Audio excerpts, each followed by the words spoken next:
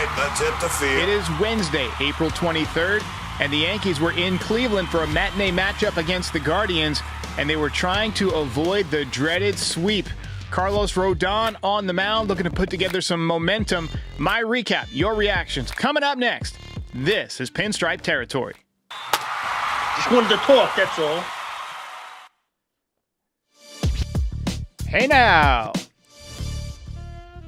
Yankees avoid the sweep. 5-1 victory in Game 3 of the series versus the Guardians. And can we get a round of applause for Cody Bellinger, who for the second time this season has ended the game on a fantastic play. This time, a little bit of Willie Mays in there, running straight back. I mean, obviously, Mays had to go a lot further. It was a much better play. But this was a nice play by Bellinger, makes the over-the-shoulder catch, and smashes into the wall. Ant Go Blue says, everything is a damn grind. You got that right, buddy. So the Yankees just wrapped up 13 games in 13 days. They have a much-needed off day coming up. They're headed back to New York. They will open up against the Toronto Blue Jays on Friday night. We will talk about that series in just a little bit. They had 11 hits today, but I should mention they left the population of a small city on the bases today. Really, really sharp day for Carlos Rodon. More of that, please. That's the guy we want. That is the guy we want. Aaron Judge continues to chase down Ted Williams. He's hitting .415 on the season right now. And Goldie had a nice day. Let's hear it for Goldie Knox. Dominguez had a couple of hits, including his 6th double of the year. Had some great swings from the right side. And, hopefully that's the start of, something positive from him from that side of the plate. But let's get to the recap. We got over 200 in the chat now. Let's go. Let's get it going. Yankees got off to a great start. Ben Rice worked a beautiful 7-pitch walk to lead off the game. I think of all of the leadoff hitters that the Yankees have, Ben Rice is my preferred guy. They've tried Bellinger. They've tried Austin Wells. They've tried, Grisham. But Ben Rice, not only does he work the count, but if you throw him a cookie fastball, he'll put it in the seats and give you a 1-0 lead like he did yesterday. Judge missed a home run by just about, I'd say, a foot, maybe less. He hit one off the top of the wall, picked up his first triple of the year, RBI number 26 to put the Yankees out in front.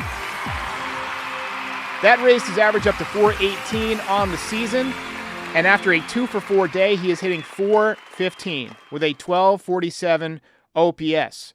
And Goldschmidt, by the way, he had 3 knocks. He is hitting .383 on the season. By the way, that ball that Judge hit off the wall would have been a home run in 28 ballparks. Not Cleveland and not Arizona, but Yankee Stadium, that's gone. And the Yankees are headed back there. And I think Judge is going to get hot.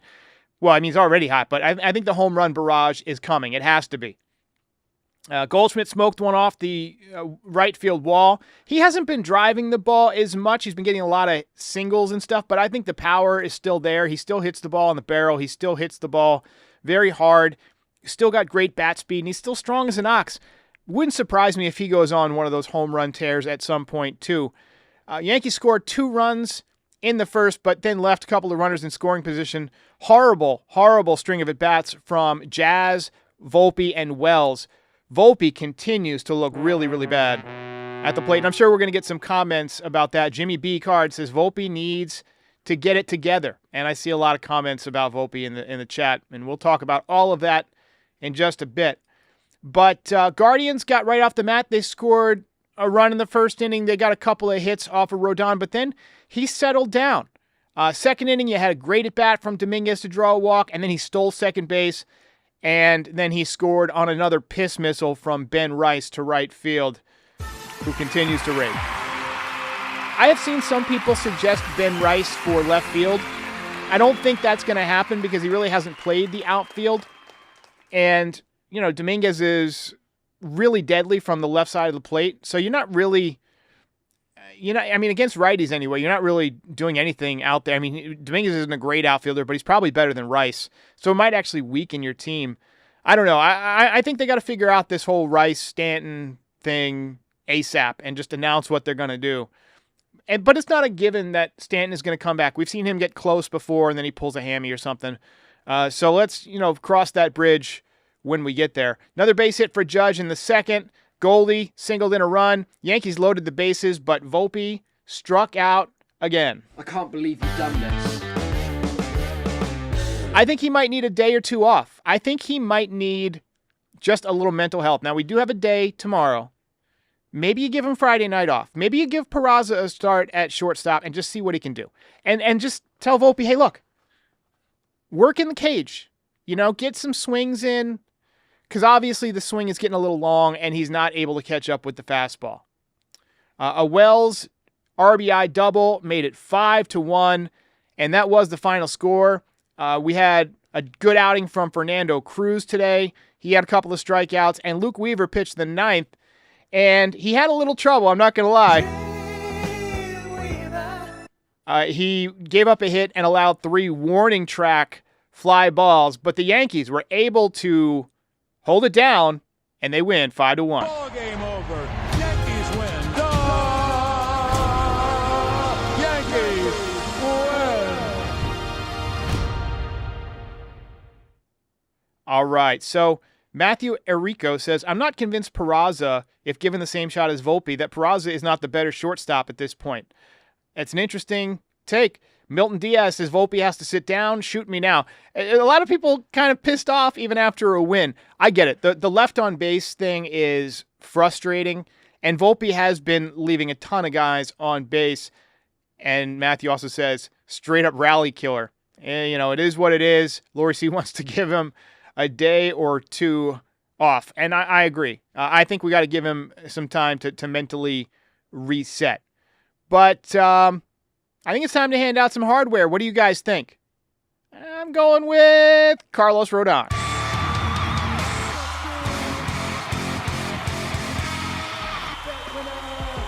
Phenomenal outing from Carlos Rodon. His best outing of the year.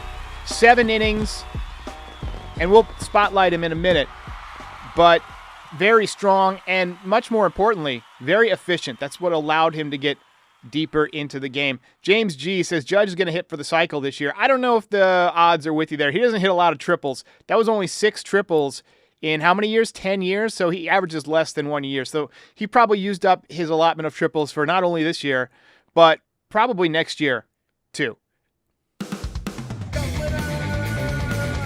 All right, let's switch on over to the pitcher spotlight and talk about Rodon.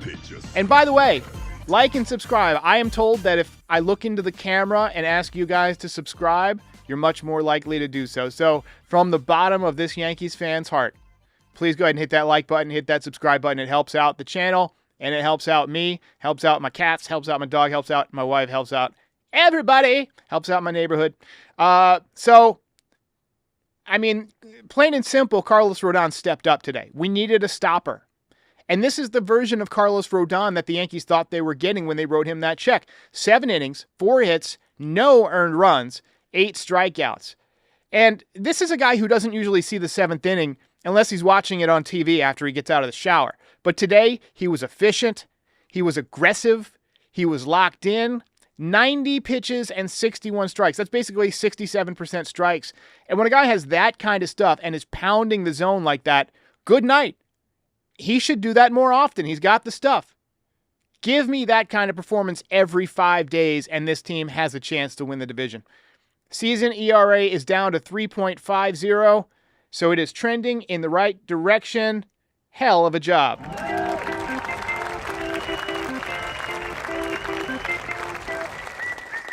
And as we just take a quick look at the standings, that win keeps us in first place at 15-10. We are now 5 games over 500, 2.5 up on the Blue Jays, who are coming to town. So you hope that the Yankees can create some separation here. The Red Sox just a game back. They have been playing better. But the Yankees, right now, atop the division. All right, so let's go over the series. In case you missed the last couple of games, Clark Schmidt got roughed up in game one. Although the Yankees did come back from down 6-0 to bring the tying run to the plate, they ended up losing 6-4. I thought they rallied nicely. They hit a couple of home runs. You had the home run from Jazz. You thought that might get him going. Unfortunately, it didn't. And then, bats got quiet yesterday. We lost 3-2. And Volpe was the talk of the day because, as was the case today, he left some guys on base in big spots. I think you give him a mental health break. I don't think they're going to send him down. But if I were the GM, I would give it serious consideration just to get him going. Get whatever stuff you need to get fixed in his swing fixed. Get him right. You got a shortstop who is defensively just as good. Why not get Volpe right? Judge continues to just rake. He had 6 straight hits at one point again, hitting over 400. I think 415 is what we said. And Ben Rice is back. He came back full-time to the lineup yesterday after pinch hitting the day before. He had a home run in his first at-bat. Today drove in another run. Every day he does something positive. I swear to God, he's having just as productive at-bats as we got last year from Juan Soto.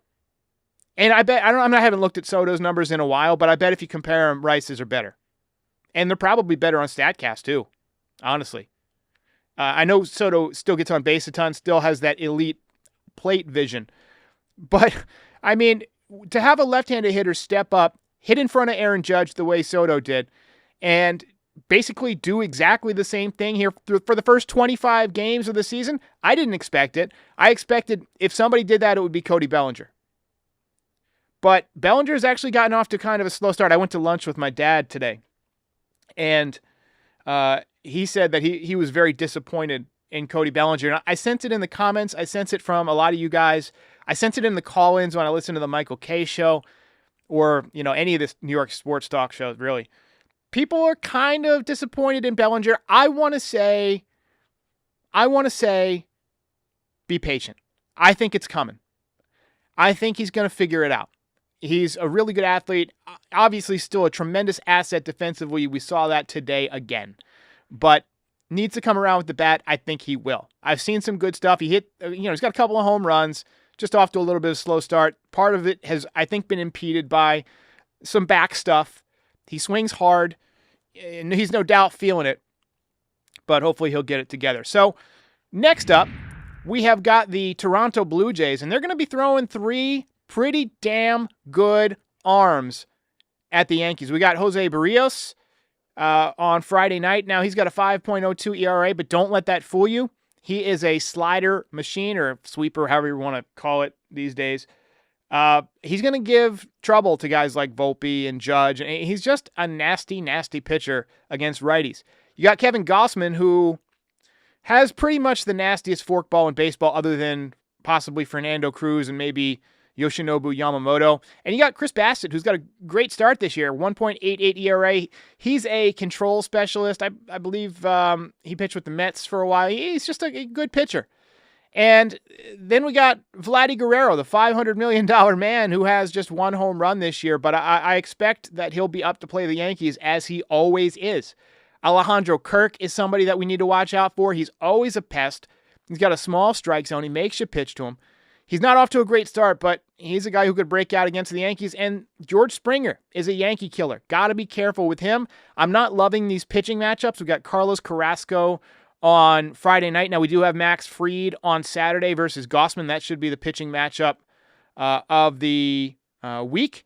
And I can't recall who's pitching. I think it's got to be Clark Schmidt on Sunday. It's going to be Clark Schmidt. So, maybe you win that one. Maybe Clark Schmidt pitches better at home. All right, so quick announcement, and I need your help on this. I am working on a book, a Yankees book. I intend it to be an audio book, something personal that tells the story of my life as a Yankee fan, relives some of the Yankees' greatest moments, through my perspective before I was here to recap them for you and before I was here to podcast about them. I'd like to just kind of tell some stories, and I want to know what stories you guys want to hear about. I want to know, what do you guys still think about? What are your best memories? And that might jog my memory a little bit, but I'm working on this. It's going to probably take me a couple of months. I started it yesterday. I'm hoping to get it up on Audible, but I'm also going to put it on YouTube in full. I might make it members only for like the first, I don't know, month or something like that, so that the members get access. And if you want to be a member, you can do that. But right now, the plan is to just talk about my life watching the Yankees and some of my favorite memories, if I can keep my voice from cracking every time I think about 96.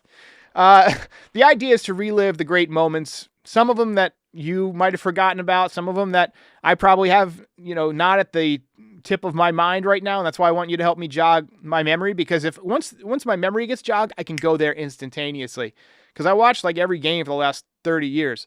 So, moments that made you jump off the couch, moments that made you throw the remote, memories that made us fans for life. I've been watching the Yankees for 35 years roughly.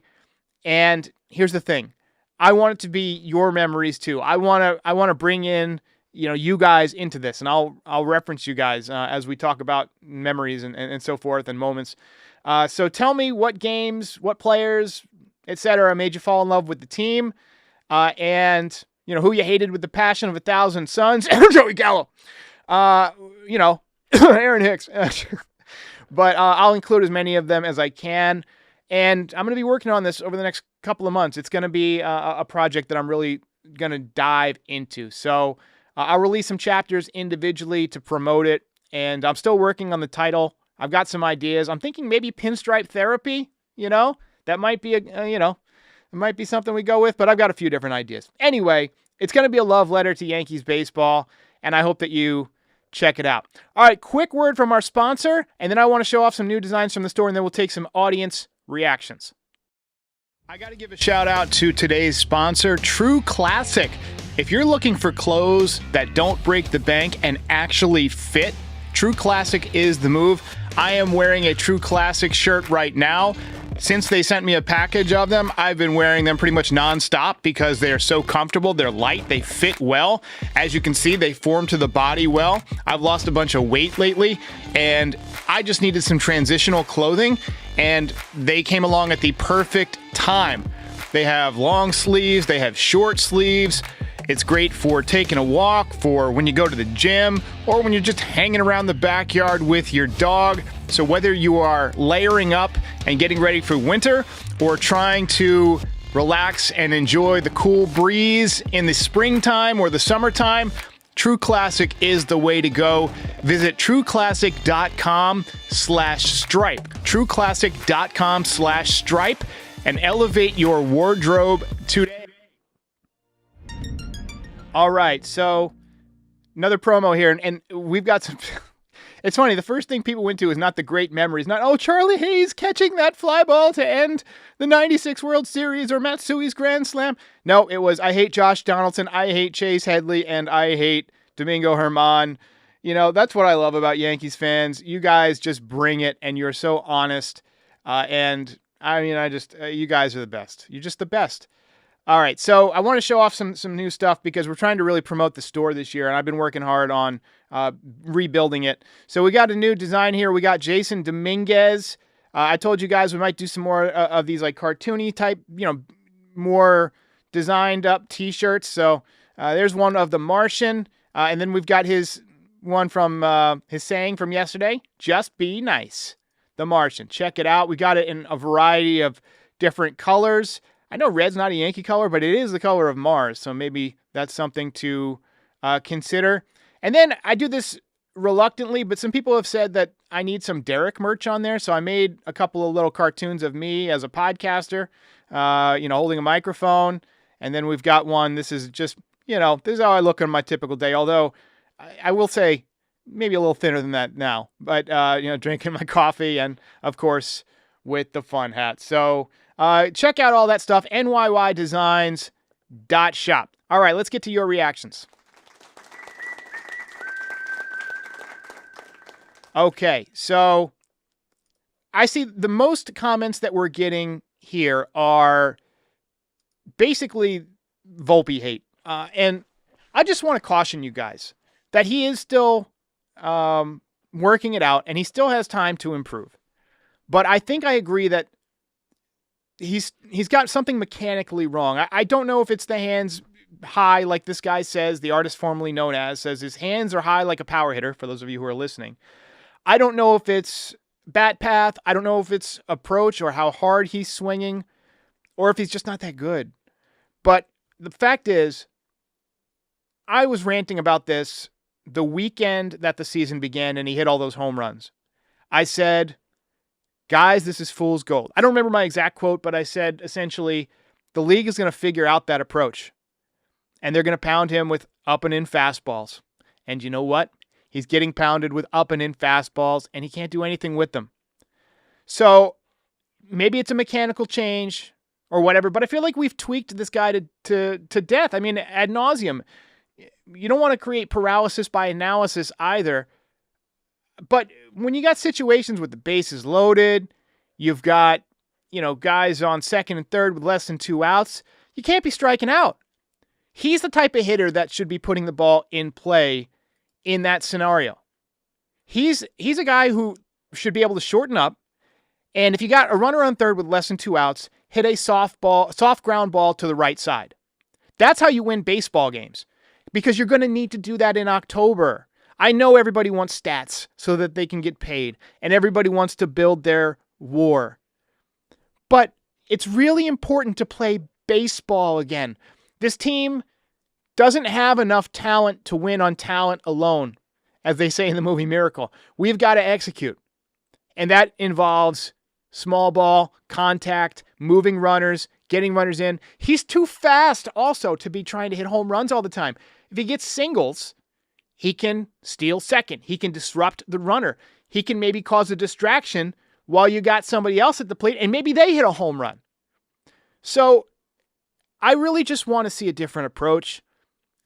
I'm tired of the Yankees kind of gaslighting us and saying, oh, he's a great hitter. We really believe in him. We can see the games, guys. I mean, he's striking out at an astronomical rate. And Jazz Chisholm is doing the same thing. He's taking the same approach early on in the season. Remember all the talk about torpedo bats? Well, these torpedoes have misfired. And we need to do something about it. C. Dinger says batting 169 would get anybody else sent down for a while. You are 100% correct. And by the way, I know we got a bunch of voicemails today. I'm so sorry. I haven't had time to listen to them. I had a meeting this afternoon, and I've been busy, and I promise I will listen to them, and we'll do a voicemail show tomorrow before the game. So if you'll permit me, I will play some possibly outdated stuff tomorrow. But I do want to get to them, and we got a whole... I see Volpe's name in them a whole bunch of times. I get the little transcripts in my inbox, and I'm looking right at it. I see Volpe, Jazz, Volpe, Dominguez. So we got a lot of calls. I just haven't had a chance to listen to them and know if the audio is great yet. So I'm just going to chat with the audience who's here today. So thanks to everybody who is in the chat. And Yankees for the win says, look at the Yankees last year in the World Series. Put the ball in play and stuff happens. 100% agree. I love small ball. But I also think, you got to have home runs to win games. But everybody doesn't need to be a home run hitter. The Yankees have the best home run hitter in the league, in Aaron Judge. And I'm confident that if you create traffic on the bases and you create tough situations for the pitcher and you create stressful pitches, that's going to create some hanging sliders for Judge. And he's going to hit some bombs. Judge is going to continue to rake. Another thing I was talking about with my dad is they're content right now to let him hit singles the other way, which he's doing. That's why he might hit 400 this year, honestly. But I want to see throughout the order more consistent at-bats, more consistent tough at-bats, and more consistent contact. But, as is tradition, one more time. Ball game over. Yankees John win. Sterling, we miss you, baby. Yankees 470 win. in the chat. I want you to like and subscribe. I don't simulcast on X anymore. It's just a decision that I made. I wasn't getting the views on X, and I didn't want to keep paying for Twitter X and keep supporting the platform. I'm honestly trying to get away from social media. I don't think social media necessarily is a great fit for this show. I think it works better on YouTube. I guess YouTube is social media, but I don't think people would want to watch this on a phone on Twitter, right? So just tune into the YouTube. You can also subscribe to the audio platform, all that stuff. So, ladies and gentlemen, Yankees have a day off tomorrow, but we will do a voicemail show, and we will talk to you on probably, maybe noon tomorrow. We'll see. I'll catch you then.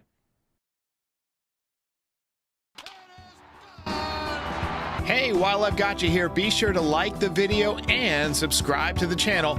Pinstripe Territory is the official Yankees podcast of the Foul Territory Network. We are home to the #1 most watched MLB postgame show on YouTube since 2021. We're here after every Yankees game and for reactions to all the best news and rumors during the offseason. Be a part of the show by calling into the voicemail 718-899-1068. Try to keep it clean for me. And if you ever miss us on YouTube, be sure and subscribe on all your favorite podcast platforms. Go ahead and rate us 5 stars. It'll help other people find the show. Thanks for watching. See ya.